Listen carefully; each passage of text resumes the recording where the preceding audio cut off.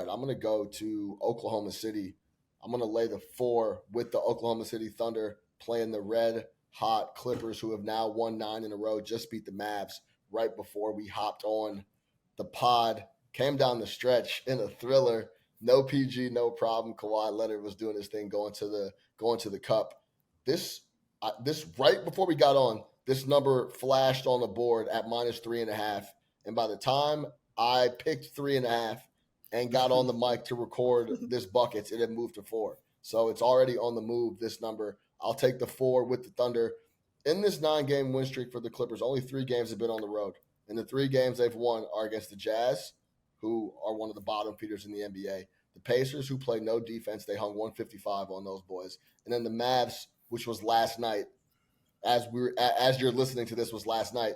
So that's 3 teams that are bottom of the barrel or middling on the defensive side of the rock. I'm not a big Mavs believer. I know my guy AC is out in Dallas, but they flat out don't have enough talent without Kyrie on the floor. And the Thunder are a different beast, especially just an all-around really good ball club led by SGA, especially at the house. 14-6-1 ATS on the year. That's overall. 7-4 ATS at home. 8-4 ATS as a favorite. Thunder are top 3 in steals and blocks, led by SGA and Chet. The paint's going to get held down. They have the defenders to deal with James Harden on the perimeter, who's been playing really well. If you're going to give James Harden the smoke for not playing well, and he's the villain every time his name comes up, you got to give him his flowers when he starts to play really well. That's exactly what he's been doing in this 9-game win streak. But Kawhi was doing whatever he wanted against Dallas, was getting to the cup, mid-range, whatever, and he's not going to be able to do that against the Thunder. Give me the young boys -4, looking to knock off the hot Clippers on a back-to-back type of situation. That's where I'm at. J Money is money. How you feel about it?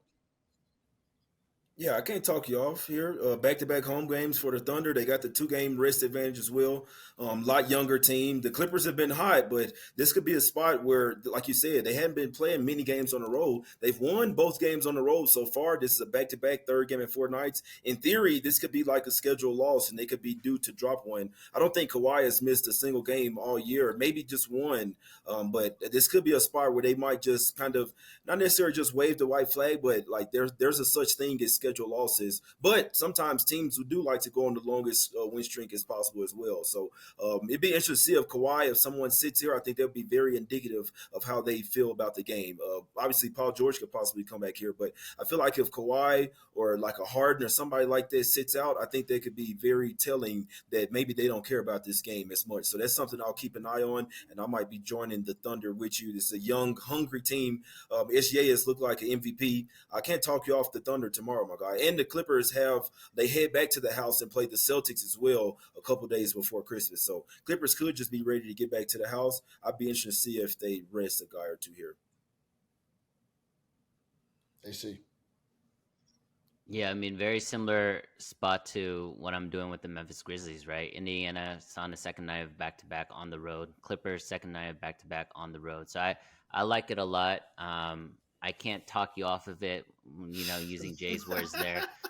But I think the bigger discussion here is like they need to sit Kawhi. I know he's Kawhi Leonard and like he's one of the best players in the NBA, but he has a long list of injury issues and problems and soft tissue stuff as well. So I mean, like, I'm not saying sit Kawhi in this particular game, but you got to find spots throughout the year to get him some rest, in my opinion.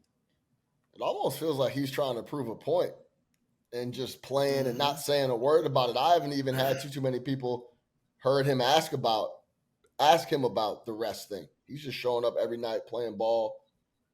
You know Kawhi. He doesn't talk too much. He just wants to show up and play. And that's exactly what he's been doing. But, yeah, I like this spot for the Thunder.